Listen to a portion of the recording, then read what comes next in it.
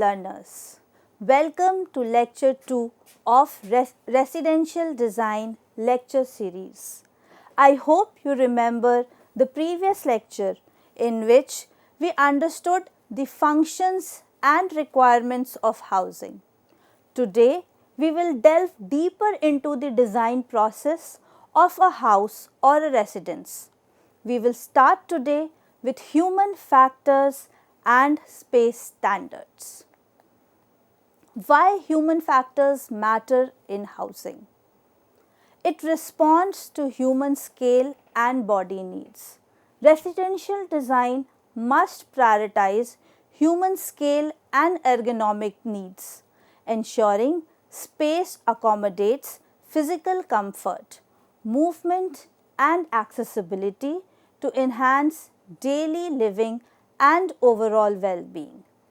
Ergonomics is the study of the furniture as respected by the human needs. It depends upon the age, size, height, ethnicity and gender of the user. Ergonomic is the study in which we align our requirements of spaces, which are called spatial requirements, to our furniture requirements and spatial needs. It ensures safety, comfort and ease of living. Human factors in residential design prioritize safety by minimizing hazards, enhances comfort through ergonomic layouts, and improve ease of living by optimizing space, functionality and accessibility for all of the users. It gives a consequences of poor design consideration. Every design consideration has a consequence, and poor design consideration leads to discomfort, reduced functionality, safety hazards and decreased user satisfaction, negatively impacting residents' well-being and living of the daily efficiency. A design should be considerate enough so that the overall user experience is good and acceptable. Users are very important for any design. It bridges architecture and daily life. Human factors bridge architecture and daily life by ensuring designs that prioritize comfort, safety and usability by creating spaces that are intuitively support residents and physical and psychological needs. It's important to take care of the user need just intuitively enough. Intuitive means that without making much of an effort, it comes from within, and the requirements of spaces are something which is important for designing any space. Basics of anthropometry. Before we start that, let us understand what is anthropometry means. Anthropometry can be broken down into two words. It has two Greek roots divided into anthropo and metry. Anthropo is a Greek word which means human. Metry is another Greek word which means the process of measuring. So, anthropometry together and literally means the process of measuring humans.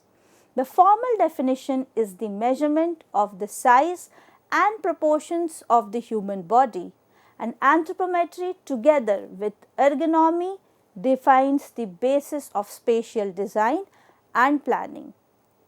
So, anthropometry, if we look in Google, it will say that it is the scientific study of measurements and proportions of the human body. But it does not just remain till this point.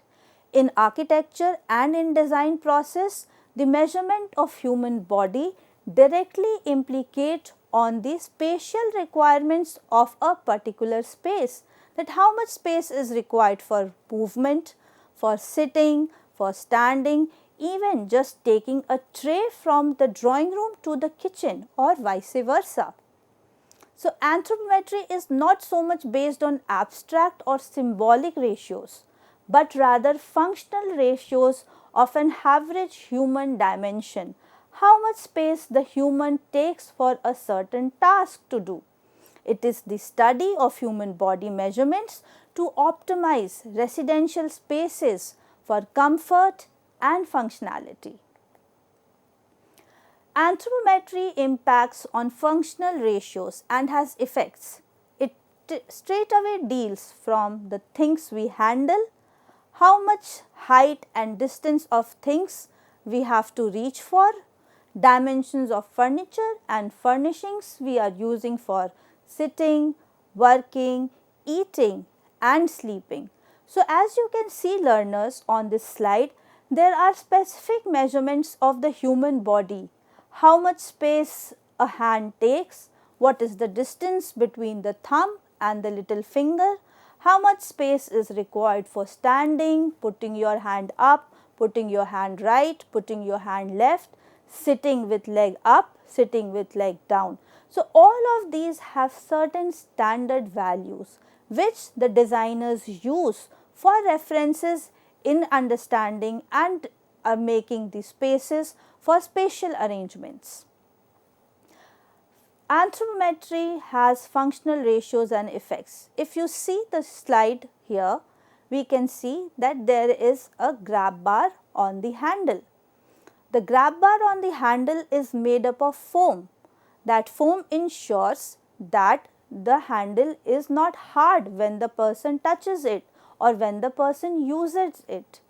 But just by adding a few grab bars and making the handle a bit larger in dimension at the point where the thumb rests, it helps in making the handle more comfortable for the user. This will prevent the hand from slipping and will be comfortable while holding position. The developed design has finger grips and also a larger dimension at one end. This acts as a comfortable thumb rest. So, learners, just by changing the design of the foam grip in the handle, we have ensured that the overall design is more comfortable for the end user. Relevance of anthropometry is a very functional thing. Everyday interactions in homes are shaped by anthropometry, ensuring spaces accommodate diverse body size and movements for comfort, safety and efficiency in the daily activities. But learners, it's time to think, are we all the same size? Think yes or no? No. Learners, we are not of the same size. Design principle is that let the small person reach and let the large person fit. The principle ensures accessibility and comfort by designing spaces that accommodate varying body sizes, allowing small individuals to reach controls while providing sufficient space for larger individuals to move freely. So, learners, no, we are not the same size, but we are designers. So, as designers, we have to take care that overall inclusive environment prevails while we design houses. Factors affecting anthropometric data. The major factors that affect anthropometric data are age, gender, ethnicity. These are the three important aspects which direct what the space requirement is. It is basically the size of the person, big or small, tall or short, young or old, Asian or Russian or American or Caucasian. So, all these factors implicate that design should accommodate diverse users. Age is an important factor in body size. We are not of the same size from the birth time. Children, adults and elderly have different needs. The elderly require more clearance and lower counter heights. Full growth with respect to body dimension peaks usually in the late teens and early 20s for males and usually a few years earlier for females. Gender is another aspect. Anthropometric data are different for different genders. Male and female body dimensions differ totally. We cannot compare that male body and female body can function equally in the same environment. For example, the average male shoulder width is greater than that of a female, and the average height of male is more than that of the female.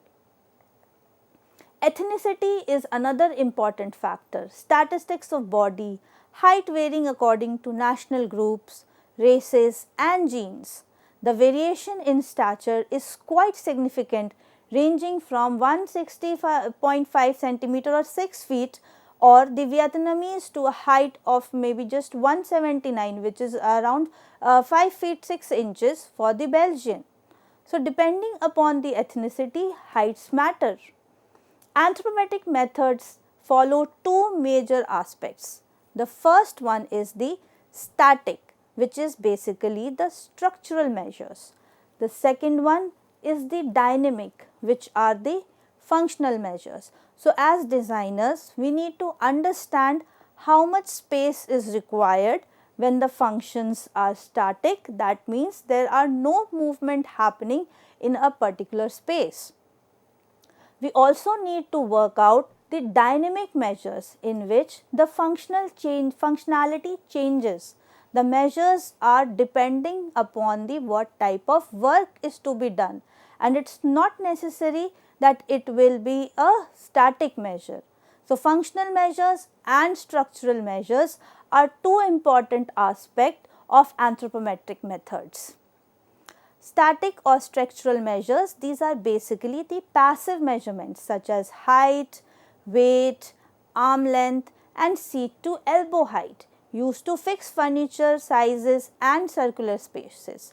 As you can see in the image, there are requirements in which you can stand still, the spatial requirement, and when you are standing with your hands to your sides opened up, the requirement doubles. The space requirement is not the same. Similarly, when you are sitting or when you are lying down, the requirement of space is different. These measures are used to determine the size and requirement of that particular workspace. These are majorly arm length, height, weight, wingspan and seat to elbow heights. Dynamic measures are the measures which are concerned with the range of motion, flexibility and strength of the human body. It is applied to ensure that controls, furniture and spaces respond effectively to the user capabilities.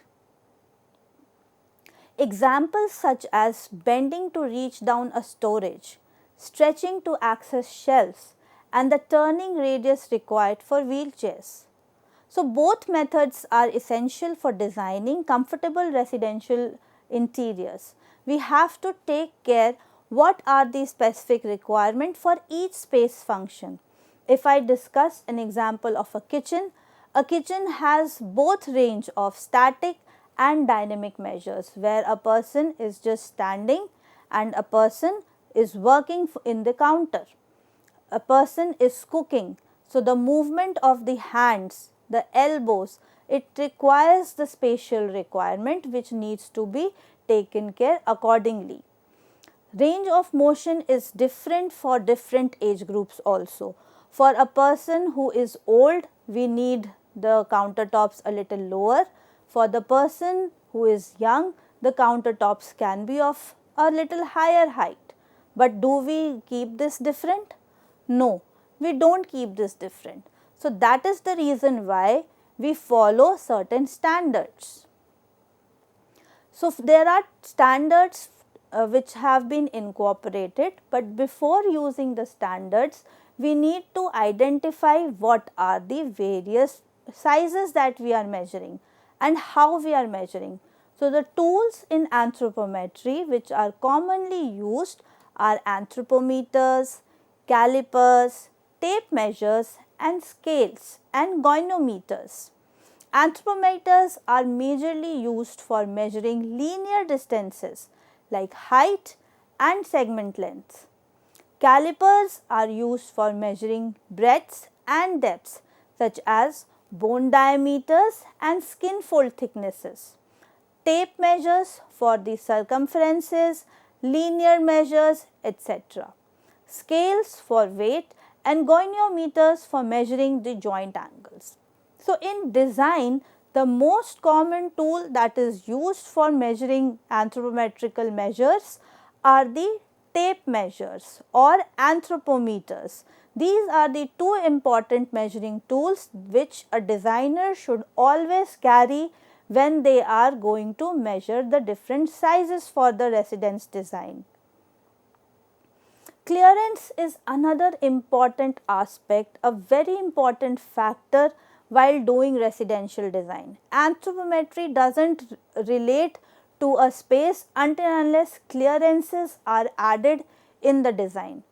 A minimum clearance is required for designing any interior space for the reasons which are to allow change in body and posture and body movements while using any furniture or appliances.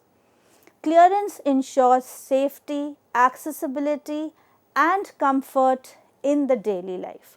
If you see figure A, in the figure A we can clearly see that a person is in a sitting position on a study table and behind the person is a blockage or it can be any form of furniture or a wall.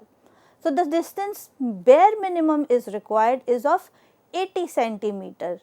The reason because it is a dynamic movement. When a person is sitting, he requires less space behind him, but when he has to get up, he needs that margin. So, the dynamic measure adds in this particular case and the requirement of seating is including the clearance of at least 80 centimeter or 800 mm. Now, look at figure B. In figure B, there is a bed and on the side there is an obstruction. So, this particular area requires only the circulation movement of the user of the bed. The person who is going to use the bed would come just and sit on the bed. So, the spatial requirement is just around 75 centimeter. It can also be reduced to 70 because this is the space which is required only for moving. No other function is happening, no other furniture is added in this which is moving. The bed is static. So, here the static measurement is taken and less space is required. Now, see figure C. Here we can see that one side there is obstruction, then there is the study table and then there is the bed. So, the overall distance or the space that is required is the union of space required for A and B, because this particular situation has both static and dynamic movement. The movement is required for the pulling out of chair while sitting, pulling out of chair while getting up from the study table and then walking to the bed. So, an additional space is required. So, that is why the distance from the wall to the bed has been increased. It provides the space required for people to move around comfortably in the home without hitting any obstruction. Generally, 80 to 120 centimeter of space should be allowed for movement or circulation path. Anthropometrical data and standards and resources are the way from where we can get all these values as discussed in the previous case. So, these anthropometric data are standard source of information that is readily available by the government agencies, by the codes and the standards. These data are called anthropometric data. They are standards and they are sources which help and guide the designers to understand and take the values which is right for their space planning. It helps to promote inclusivity and accessibility because it gives a standardized value. Standardization is something which is required for the design to function properly. It reduces the risk of injury and discomfort because all the criteria are already taken care into. It saves time and resources, that what extra time is required for the architects, for the designers. They don't need to again go and measure for each and every activity. The standards are already documented in these sources.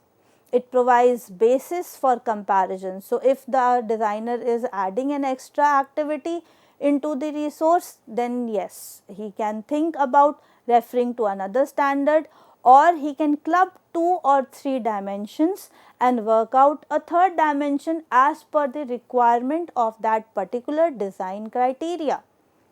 So, books like Interior Design of Space Planning offered by Time Saver Standards, Newfort's Architectural Design, National Building Code by Government of India 2016 gives a lot of resources which can be used for the standards and the dimensions are required. Building bylaws and policies, so building bylaws such as Delhi building bylaws, Haryana building bylaws, these are all codes and standards which give us basic requirement for each and every design aspect that you need to work on. So, referencing these books and standards will give you guidelines for the requirement not just of anthropometry, but it will also give the overall bylaws requirement as well. So, key takeaways from this session in this lecture, we understood how human dimensions and standards form the basis of residential design. Human factors are foundation of comfortable housing design. Anthropometry ensures the correct fit between people, furniture and space. National Building Code 2016 defines the minimum space standards for residential buildings. Designing for people begins with understanding people. Every measurement, every space, every home must serve human life first.